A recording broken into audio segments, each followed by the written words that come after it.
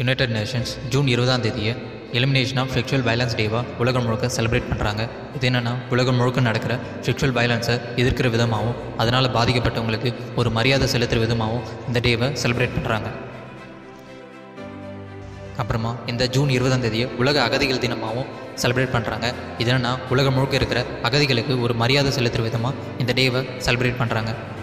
ஒவ்வொரு நிமிஷத்துக்கும் உலகத்தில் ஏதோ ஒரு இடத்துல 20 பேர் அவங்களோட சொந்த இடத்தை விட்டு தீவிரவாதத்துக்கு பயந்து வேறு இடத்துக்கு மாறுறாங்க.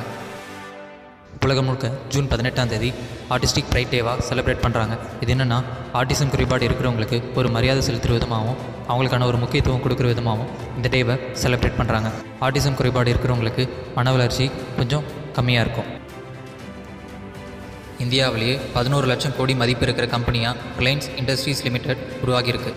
இப்போது இந்த ரிலையன்ஸ் இண்டஸ்ட்ரியோட மதிப்பு கிட்டத்தட்ட 11,40,000 கோடி கிட்டே இருக்கும். கவர்மெண்ட் ஆஃப் இந்தியா சத்யபாமா அப்படின்ற ஒரு போர்ட்டலை லான்ச் பண்ணியிருக்காங்க. இது லான்ச் பண்ணது யூனியன் மினிஸ்டர் பிரலாத் ஜோஷி. இந்த போர்ட்டல் எதுக்குன்னா, சுரங்கங்கள் தொடர்பான ஆராய்ச்சிகளை செய்கிறவங்களுக்காகவும் அறிவியலாளர்களுக்காகவும் இந்த ஒரு போர்ட்டலை க்ரியேட் பண்ணியிருக்காங்க. இதில் ரிசர்ச்சர்ஸ் அவங்களோட கண்டுபிடிப்புகள் சம்மந்தப்பட்ட விவரத்தை இதில் போஸ்ட் பண்ணலாம். ஸோ இது மூலமாக அவங்களோட ரிசர்ச்சுக்காக அவங்க ஃபண்டும் க்ரியேட் பண்ணிக்கலாம். இது முழுக்க ரிசர்ச்சர்ஸ் அப்புறம் சயின்டிஸ்ட் இவங்களோட ஒரு மேம்பாட்டுக்காக இந்த ஒரு போர்ட்டலை க்ரியேட் பண்ணியிருக்காங்க.